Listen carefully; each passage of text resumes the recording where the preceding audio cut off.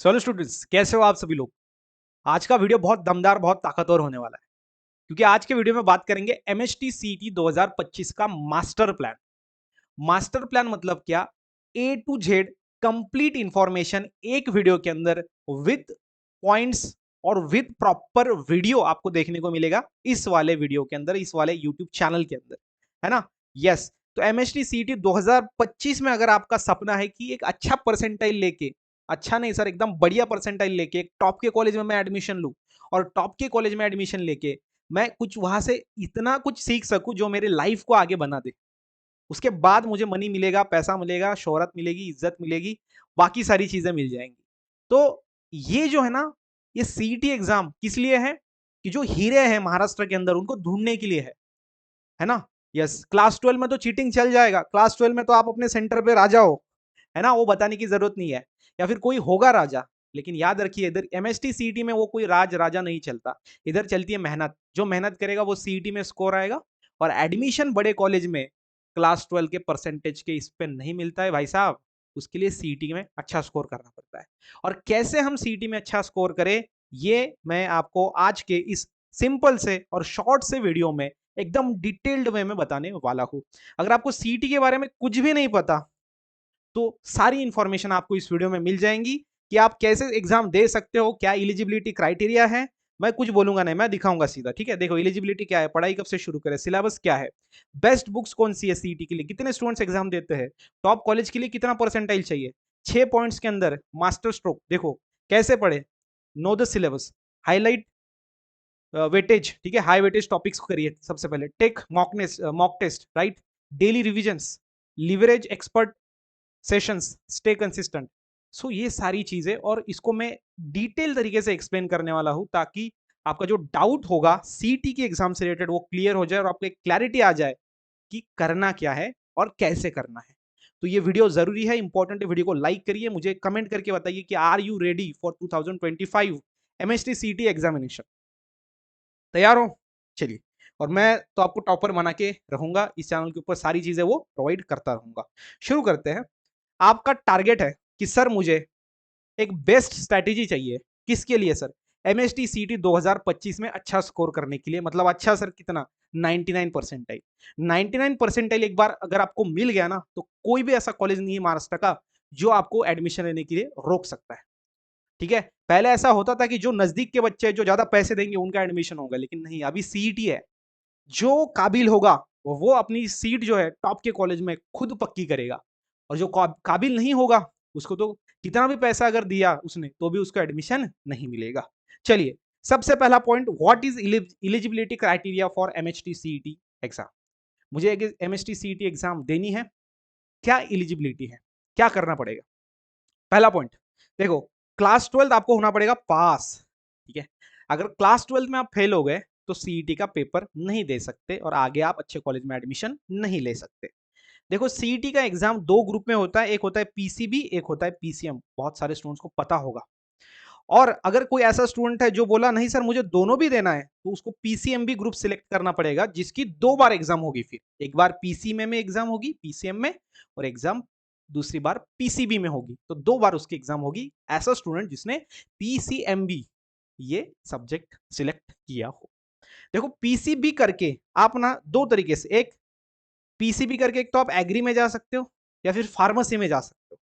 ठीक है, नर्सिंग में जाना है तो उसके लिए अलग से एक टेस्ट होती है बीएससी नर्सिंग की, जो एंट्रेंस अलग है, उसका सिलेबस अलग है। ठीक है, दूसरा बात, अगर पीसीएम अगर आप लेते हो तो पीसीएम में सबसे इंपॉर्टेंट है इंजीनियरिंग। इंजीनियरिंग में आपका सिविल आ गया, इलेक्ट्रिकल आ जाएगा, मैकेनिकल इंजीनियरिंग आ जाएगा, और इसमें आप कंप्यूटर, ठीक है, आईटी के अंदर जा सकते हो। तो वो सारी चीजें आपको पीसीएम में देखने को मिल जाएगा। ठीक है, सो पेपर जो होता है उसमें 200 क्वेश्चन होते हैं। कितने क्वेश्चन? 200 क्वेश्चन, एकदम शॉर्ट में आपको बता रहा हूं मैं। सो 200 क्वेश्चन होते हैं पीसीबी के एग्जाम में। कितने? पीसीबी के एग्जाम में। और मार्क्स कितने होते हैं? 200 मार्क्स। तो बताइए हर एक क्वेश्चन कितने मार्क का होता है? सर हर एक क्वेश्चन 1 मार्क का। 200 क्वेश्चन 200 मार्क्स के लिए। समझ में आ रहा है कि नहीं? हाँ। नो निगेटिव मार्किंग, सीटी में कोई निगेटिव मार्किंग नहीं है। अगर आपको सवाल नहीं भी आ रहा है तो तुक्का मार के आ जाओ, क्योंकि गलत सवाल का मार्क नहीं कटेगा। ठीक है, नेक्स्ट, अगर आप पीसीएम देना चाहते हो तो पीसीएम में भी 200 मार्क्स मिलेंगे, लेकिन यहां सवाल 200 नहीं होंगे, यहां सवाल होंगे 150। और 150 क्यों? क्योंकि जो मैथ्स होता है, ये जो मैथ है ना, ये मैथ, इसमें एक जो सवाल होता है वो 2 मार्क का होता है। तो मैथ के होते हैं 50 सवाल, मतलब 100 मार्क के लिए, फिजिक्स के 50 सवाल 50 मार्क्स के लिए, केमिस्ट्री के 50 सवाल 50 मार्क्स के लिए। तो टोटल हो जाएगा आपका 200 मार्क्स। इधर भी जो पीसीबी ग्रुप में है उसमें ना डॉन जो बॉस होता है ना, ग्रुप का जो सब्जेक्ट बॉस होता है वो है बायोलॉजी।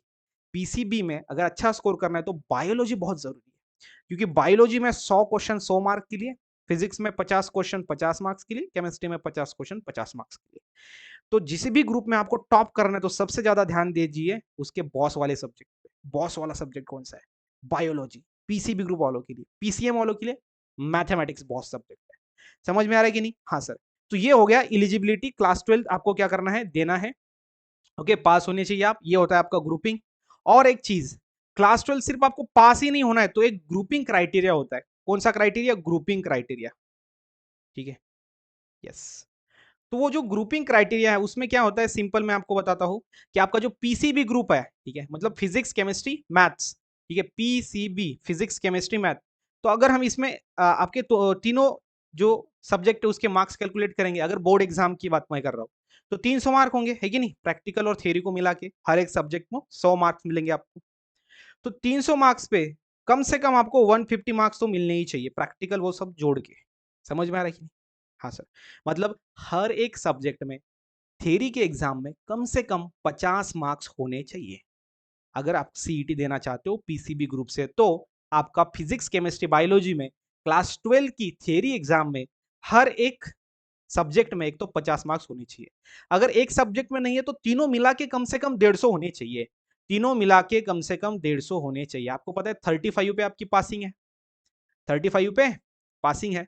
तो किसी सब्जेक्ट में आपको 40 है तो दूसरे सब्जेक्ट में फिर आपको 60 होने चाहिए, ताकि वो कवर हो सके। मतलब ओवरऑल फिजिक्स केमिस्ट्री बायोलॉजी में जो 300 मार्क्स होते हैं तो उसमें कम से कम 150 मार्क्स चाहिए। आपको याद रखिए अच्छे तरीके से, यह है ग्रुपिंग क्राइटेरिया। एकदम सिंपल वे के अंदर मैंने आपको बताया कि क्या करना है आपको। फिजिक्स केमिस्ट्री बायो में कम से कम 150 मार्क्स लाने हैं, तीनों को मिला के। ठीक है, यस, तीनों को मिला के। और पासिंग तो होना ही है ना, 35 मार्क्स तो चाहिए कम से कम पास होने के लिए। तो अगर मैं इसका 35 लूँ फिजिक्स में, और केमिस्ट्री में 35, और आपका बायोलॉजी में 35, तो क्या आपको 150 मार्क्स मिल रहे हैं? नहीं मिल रहे। तो आप यहाँ पे सीईटी एग्जाम नहीं दे सकते। आप पास तो हो गए लेकिन सीईटी नहीं दे सकते, क्योंकि 150 मार्क्स चाहिए। समझ में आ रहा है? एकदम सिंपल वे के अंदर मैंने आपको बता दिया। बस यही चीज आपको याद रखनी है। दूसरा पॉइंट, सर कब से शुरू करें? ये सवाल तो बहुत बहुत मतलब परेशान करने वाला है स्टूडेंट को, कब से पढ़ाई करना चाहिए। देखो, जब टॉपर्स होते हैं, हमारे बहुत सारे टॉपर्स हैं, जब हम उनसे बात करते हैं तो एक चीज हमें समझ में आई कि वो बोल रहे सर कम से कम 4 से 5 महीने का टाइम पीरियड चाहिए होता है। अब मुझे पता है आप ऐसे स्टूडेंट हो, आप ऐसा सोच रहे हो कि मैं क्या करता हूँ, पहले क्लास 12 की एग्जाम देता हूँ। ठीक है, जो एग्जाम होगी मार्च के अंदर, है ना, मार्च तक एग्जाम खत्म हो जाएगा आपका, बायो का पेपर मार्च में होता है। ठीक है, और मार्च के बाद आपको सीधा पता है मार्च अप्रैल और फरवरी से एग्जाम स्टार्ट होगी। ठीक है, मार्च एंडिंग मतलब मार्च स्टार्टिंग में इधर आपको कम से कम एक सपोज कर लेते हैं 20 दिन पकड़ लेते हैं मार्च में, और अप्रैल में ही आपकी एग्जाम होती है। तो अप्रैल में अगर एग्जाम लास्ट में है तो इधर भी एक 20 से 30 दिन आपको मिलेंगे। तो अगर हम कैलकुलेट करेंगे इसके बीच में का, मतलब बोर्ड एग्जाम और सीईटी एग्जाम के बीच में जो दिन हमको मिलते हैं पढ़ाई करने के लिए, वो कितने मिलते हैं? कम से कम मैं बता रहा हूँ 40 से 50 दिन वहां पे मिलते हैं सीईटी का पढ़ाई करने के लिए। मुझे आप बताइए, अगर आज से आपने पढ़ाई नहीं किया तो वो 40-50 दिन में क्या पढ़ाई होगा? तो नहीं होगा। फिर टाइम पे हम कुछ भी पढ़ लेते हैं, गड़बड़, ये सारी चीजें करते हैं, और फिर स्कोर नहीं आता। फिर आता है 50%, फिर 60-90 नहीं आता, 90 नहीं आता, 90 आता है तो भी ठीक है, 90%। लेकिन 70 to 80 में आप फंस जाते हो, और 70 to 80 में कॉलेज में एडमिशन नहीं मिलता अच्छे वाले। ठीक है, यस। तो आपका टारगेट क्या होना चाहिए कि मुझे अब से सीईटी का पढ़ाई करना है ना? और कैसे करना है वीडियो में आपको मैं आगे बताऊंगा। तो मिनिमम 4 से 5 महीने अगर आपने कंसिस्टेंट एफर्ट्स लगाए तो सीईटी क्रैक कर सकते हो। सीईटी क्रैक करना कुछ हार्ड नहीं होता, रोटियां बनाना हार्ड नहीं है, लिखना हार्ड नहीं है, पढ़ाई करना हार्ड नहीं है। लेकिन हार्ड उसके लिए है जिसने कभी उसको स्टार्ट ही नहीं किया। अगर आप स्टार्ट करोगे, अगर आप शुरुआत कर दोगे तो हार्ड नहीं है। और समय रहते पहले ही शुरुआत करनी बेहद ज्यादा जरूरी है ना? रोटी जब आप बनाते हो तो जब तवे पे डालते हो तो उसके बाद जलने से पहले उठाना पड़ता है कि नहीं? तो टाइम जो होता है वो बहुत ज्यादा मैटर करता है, ये चीज याद रखिए सक्सेस होने के लिए किसी भी काम के अंदर, ना ही पढ़ाई, कोई भी काम आप ले लो। समझ में आ रहा है कि नहीं? हाँ, तो टाइमिंग बहुत इंपॉर्टेंट है। एक 4 से 5 महीने, मतलब मैंने एक टॉपर जो था हमारा, ठीक है, अकोला से था, तो उनसे मैंने बात किया तो वो बोल रहे थे सर मैंने नवंबर दिसंबर में पढ़ाई स्टार्ट कर दिया था। और पढ़ाई स्टार्ट कर दिया मतलब क्या, तो थोड़ा थोड़ा मैंने पढ़ा, मैं आगे आपको बताऊंगा वो सारी चीजें। तो कब से शुरू करें, कम से कम 4-5 महीने का प्रिपरेशन चाहिए होगा, ठीक है, सीईटी को क्रैक करने के लिए। नेक्स्ट, सिलेबस क्या है? ठीक है, सिलेबस एकदम सिंपल, स्टेट बोर्ड के जो बुक्स है वही आपको पढ़ने हैं, स्टेट बोर्ड के बुक्स पढ़ने हैं। और state books line to line पढ़ना है, हर एक चीज, हर एक जो पॉइंट होता है वो आपको कवर करना है, line to line, each and every concept आपका क्लियर होना चाहिए सीईटी में अच्छा स्कोर करने के लिए। क्योंकि बोर्ड एग्जाम में थियरी होती है कि ये क्या ऐसा क्यों है लिख दो, लेकिन सीईटी में ना थोड़े कंसेप्चुअल सवाल पूछे जाते हैं कि अगर ये चीज इस स्पीड से जा रही है, वो चीज उस स्पीड से आ रही है, तो ये दोनों के बीच में कितना फोर्स ऑफ अट्रैक्शन है, उस तरीके से। फिजिक्स का मैं एग्जांपल दे रहा हूं, है ना। बायोलॉजी के अंदर भी पूछते हैं कि कितने माइटोटिक डिवीजन, कितने मियोटिक डिवीजन लगेंगे 100 सीड को बनाने के लिए, 50 सीड को बनाने के लिए। मतलब ये आपका एंट्रेंस लेवल का एग्जाम है, इसमें पता किया जाता है कि किसको कितना दिमाग है। तो वहां पे कंसेप्ट जिसका क्लियर है वही वैसा सवाल सॉल्व कर सकता है, ठीक है। तो ये चीज वो समझनी है आपको। तो सिलेबस स्टेट बोर्ड के बुक्स, इसके बाहर से कोई सवाल नहीं आता है। जो भी सवाल आएगा फिर वो थोड़ा घुमा फिरा के सवाल पूछेंगे, जैसे मैंने अभी पूछा कि 100 सीट को बनाने के लिए कितने मियोटिक डिवीजन लगते हैं। ये सवाल तो स्टेट बोर्ड में नहीं है, लेकिन उसकी थ्योरी स्टेट बोर्ड में है कि एक सीट को बनाने में कितने मियोटिक डिवीजन लगते हैं। तो उसको आपको कैलकुलेट करके 100 क्या बना सकते हो। समझ में आ रहा है कि नहीं? उस हिसाब से तो ये होगा आपका सिलेबस। एनसीईआरटी आपको पढ़ना नहीं है, अगर आपको सीईटी ही सिर्फ आपका गोल है तो एनसीईआरटी पढ़ने की जरूरत नहीं है। Then best books for CET, simple, state board के अंदर जो बुक्स होते हैं वही आपके प्राइमरी बुक्स होंगे, जो कि आपको वहां से थियरी पढ़नी है, थियरी, ठीक है। एमसीक्यू प्रैक्टिस के लिए आपको जो है वो दूसरे बुक्स का इस्तेमाल करना है, कौन से भी पब्लिकेशन का आप इस्तेमाल करिए, सिर्फ उसके अंदर ज्यादा से ज्यादा पीवाईक्यू क्वेश्चंस होने चाहिए, पीवाईक्यू क्वेश्चंस होने चाहिए, ठीक है। चलो नेक्स्ट, नेक्स्ट में कितने स्टूडेंट एग्जाम देंगे? देखो कंपटीशन देखो, 6 लाख बच्चे, कितने, 6 लाख बच्चे, 6 लाख स्टूडेंट एग्जाम देंगे। आप बोलेंगे सर 6 लाख, जैसे होता है ना गवर्नमेंट के अंदर, गवर्नमेंट एग्जाम के अंदर 10 लाख स्टूडेंट्स एग्जाम देते हैं, उसमें से सिर्फ 10,000 को ही जॉब मिलता है। इधर वैसा नहीं है, 6 लाख स्टूडेंट्स एग्जाम देंगे तो 6 लाख को एडमिशन मिलेगा, लेकिन टॉप में अच्छे कॉलेज में बहुत कम स्टूडेंट जाएंगे। तो 6 लाख स्टूडेंट्स दे रहे हैं, कंपटीशन देखो कितना है। उस कंपटीशन के अंदर आपको रैंक करना है तो आपको मेहनत भी उस तरीके से करनी पड़ेगी। अब 6 लाख है, ठीक है, तो इसमें से 50% स्टूडेंट तो ऐसे ही देते हैं एग्जाम, कुछ तो करना है, आर करना है, एक स्ट्रेटेजिक वे में नहीं जाते। तो और ज्यादा कंपटीशन कम है, ऐसा भी नहीं है बहुत ज्यादा है, लेकिन फिर भी 3 लाख के अंदर भी आपको रैंक करना बहुत मुश्किल है, ठीक है। आपका 1 मार्क्स कम हो जाएगा, एक क्वेश्चन आपका अगर गलत हो गया, क्योंकि एक क्वेश्चन 1 मार्क के लिए है, तो आपकी रैंक हजारों से कम या फिर ज्यादा ऊपर कम नीचे हो सकती है। ये चीज समझनी है आपको, एक एक चीज, एक एक मार्क्स आपके लिए इंपॉर्टेंट है। टॉप कॉलेज के लिए कितना परसेंटाइल चाहिए? टॉप कॉलेज के लिए सिंपल, 99 परसेंटाइल, 99 परसेंटाइल ही हमारा टारगेट होना चाहिए। ऐसा नहीं कि मुझे ये ए नंबर के कॉलेज में, मुझे पुणे के टॉप के कॉलेज में एडमिशन लेना है, उधर 96 परसेंटाइल था तो मुझे 96 चाहिए, नहीं। टारगेट बड़ा रखो, 99 परसेंटाइल मुझे स्कोर करना है।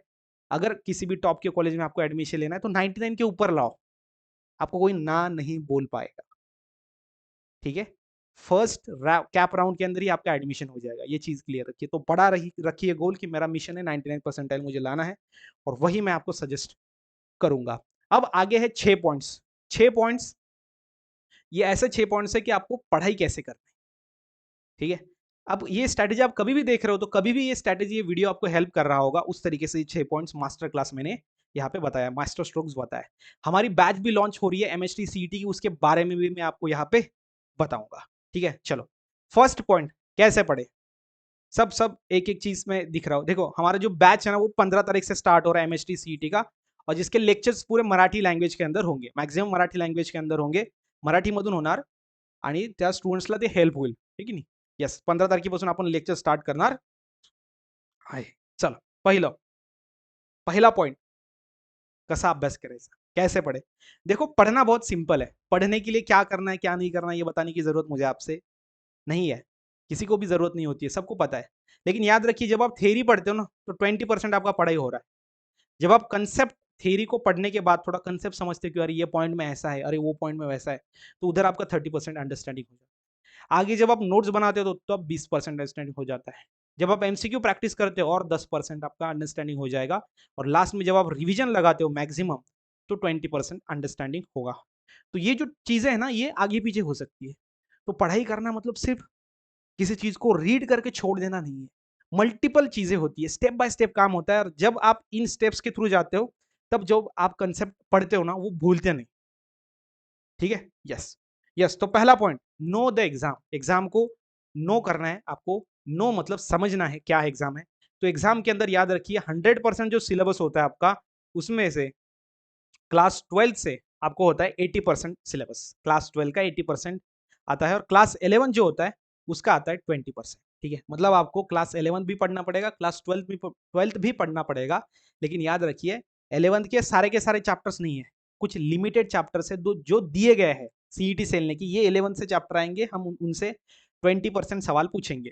मतलब अगर पीसीबी का एग्जाम है, मतलब 200 मार्क्स, तो 200 मार्क्स में 20% अगर हम निकालेंगे तो कम से कम यहाँ पे 20 मार्क्स।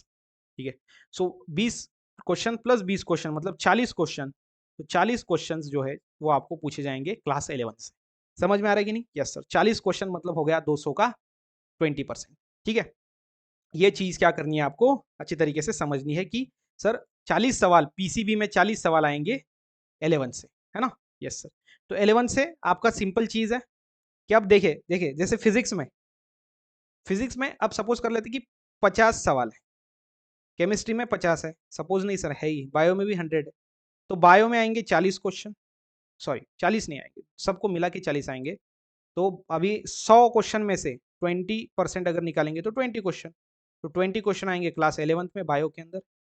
केमिस्ट्री के आएंगे 10 क्वेश्चन, और आपको ये फिजिक्स के आएंगे 10 क्वेश्चन। समझ में आ रहा है? Yes sir. तो टोटल पीसीबी ग्रुप में आएंगे आपको that is 40 question, right? Yes. अब पीसीएम में भी वैसा ही है, इधर 10 क्वेश्चन, इधर केमिस्ट्री में भी 10 क्वेश्चन और मैथ में भी 10 क्वेश्चन, क्योंकि मैथ में एक क्वेश्चन 2 मार्क का होता है, तो 85 क्वेश्चन होते हैं, है ना? Yes sir. तो 40 मार्क का आपको समझ में आ रहा है क्लास 11 से पूछा जाता है। और आपको जो टाइमिंग होता है पीसीबी ग्रुप के अंदर 180 मिनट्स का आपको टाइम होता है एग्जाम के अंदर अच्छा स्कोर करने के लिए। 180 मिनट्स मतलब फिजिक्स केमिस्ट्री को मिला के 90 मिनट मिलते हैं, मतलब 1.5 घंटा, और बायोलॉजी को मिलते हैं 1.5 घंटा। मतलब आपको एक चीज यहाँ पे याद रखनी है कि पीसीबी ग्रुप का अगर एग्जाम है तो 180 मिनट मिलते हैं, बायोलॉजी को 90 मिनट्स मतलब 1.5 घंटा, और फिजिक्स केमिस्ट्री को मिला के 90 मिनट्स मतलब 1.5 घंटा। पीसीएम ग्रुप में भी वैसा ही है कि फिजिक्स केमिस्ट्री को मिला के 90 मिनट्स और मैथ को 90 मिनट्स, मतलब टोटल 180 मिनट्स। और 180 मिनट्स मतलब होता है 3 आवर, मतलब 3 घंटे एग्जाम आपकी चलेगी, जो भी आपका ग्रुप होगा उस अकॉर्डिंग। ठीक है, समझ में आ रहा है? Yes sir. तो 90 मिनट्स मिलेंगे फिजिक्स केमिस्ट्री के लिए, और बायोलॉजी को मिलेंगे 90 मिनट्स, अगर मैथ है तो मैथ को मिलेंगे 90 मिनट्स। चलिए, ये है आपका एग्जाम, नो निगेटिव मार्किंग इसके अंदर नहीं होता, 80% क्लास 12 से, 11 से 20%। अब हाई वेटेज टॉपिक है ना, आपको हाई वेटेज टॉपिक करना है, ज्यादा से ज्यादा जिनका हाई वेटेज टॉपिक है, जो चैप्टर्स ज्यादा इंपॉर्टेंट है, जिसमें सवाल ज्यादा पूछ रहे हैं। सर ये कैसे हमें पता चलेंगे, और क्लास 11th में कौन से चैप्टर पूछे जाते हैं वो कैसे पता चलेंगे? तो इसी चैनल पे नेक्स्ट वीडियो में अपलोड करूंगा, जिसके अंदर मैं वेटेज के साथ साथ कौन से चैप्टर 11 से है, कौन से 12 से है, सारी चीजें मैं अपलोड करूंगा। सिर्फ आप क्या करिए, नोटिफिकेशन ऑन करके रखिए। अब देखो, जो बायोलॉजी है ना, उसमें क्लास 12 में है 15 चैप्टर। कितने? 15। फिजिक्स में है 16 चैप्टर 12वीं के, ठीक है? 16 चैप्टर केमिस्ट्री में, और 14 चैप्टर आपको मैथ में। अब मुझे आप बताइए, ये होंगे क्लास 12 के चैप्टर जो आपको पढ़ने हैं। क्लास 11 की अगर बात करें तो देखो, 4 चैप्टर जो है वो आपको क्लास 11 से है बायोलॉजी के। फिजिक्स के आपको 8 चैप्टर क्लास 11 से पढ़ने पड़ेंगे, केमिस्ट्री के 9 है, और मैथ के 12 है। कौन से हैं ये मैं आपको वीडियो में नेक्स्ट बताऊंगा।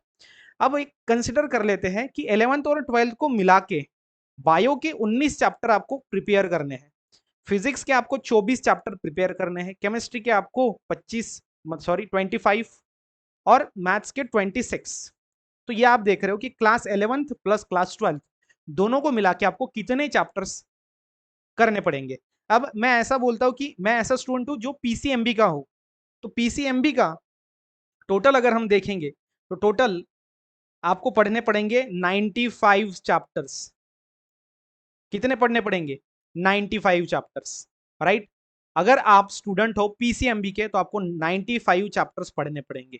अगर आप पीसीबी के स्टूडेंट हो तो आपको क्या करना है, मैथ के आप एक 25 चैप्टर निकाल दो इसमें से, तो आपको 70 टॉपिक्स पढ़ने पड़ेंगे। 70 chapters, not topics. Okay, really sorry, topics नहीं है, चैप्टर्स पढ़ने पड़ेंगे, 70 चैप्टर्स। समझ रहे हो आपको क्या करना है, कितना मेहनत करना पड़ेगा सीईटी के अंदर। तो ये चीजें हैं कि आपको क्लास 11 से 4 बायो के इस तरीके से आपको ये लिख लेना है, इसका स्क्रीनशॉट लगा लीजिए। अब क्या करना है, कैसे पढ़ना है, तो पढ़ना है तो उसका कंसेप्ट याद रखिए। क्या करेंगे हम, सबसे पहले कंसेप्ट याद रखेंगे कि एग्जाम के अंदर दिया क्या गया है। पहले तो हम थ्योरी पढ़ेंगे ना, ठीक है, थ्योरी पढ़ने से हमें कंसेप्ट याद आएगा और उसके हम बनाएंगे शॉर्ट नोट्स, और ये शॉर्ट नोट से हम रिवाइज कर सकते हैं। लेकिन बोर्ड एग्जाम और सीईटी एग्जाम को सबसे बड़ी चीज जो होती है, वो उसको अलग बनाती है, वो होती है एमसीक्यूज, एमसीक्यू प्रैक्टिस। क्योंकि बोर्ड एग्जाम जो होता है वो थ्योरेटिकल है, लेकिन सीईटी का एग्जाम जो होता है वो एमसीक्यू के फॉर्मेट में है। समझ में आ रहा है, जो आपने थ्योरी में पढ़ा वही आपको एमसीक्यू में अप्लाई करके आंसर लिखना है। अब जैसे सर्कुलर मोशन आया तो बोर्ड एग्जाम में कुछ लिख सकते हैं थ्योरी में, लेकिन अगर सर्कुलर मोशन पे एमसीक्यू आया तो एमसीक्यू के अंदर 4 ऑप्शन होते हैं, और वो 4 ऑप्शन में कौन सा सही है कौन सा गलत है ये एग्जैक्टली पता होना चाहिए, तभी आप मार्क्स वहां पे ले सकते हो सीईटी में। ठीक है, ये चीज समझ लिया। तो जितना ज्यादा आप एमसीक्यू टेस्ट दोगे उतना अच्छा है। तो 10 मार्क्स के टेस्ट भी आप दे सकते हो, 30 मार्क के टेस्ट भी आप दे सकते हो। अब ये आप कैसे दोगे, एक तो आप ऑनलाइन प्लेटफॉर्म से दे सकते हो, जैसे बायो स्टडी ऐप पे आपको अवेलेबल होंगे टेस्ट सीरीज, या फिर आप जो है वो पीवाईक्यू के बुक से खुद हर रोज जो है वो देख सकते हो कि मैंने अभी 30 सवाल या आगे वाले 30 सवाल मैं सॉल्व करूंगा करूंगी, और उसमें कितने सही आ रहे हैं कितने नहीं सही आ रहे हैं वो देखूंगी।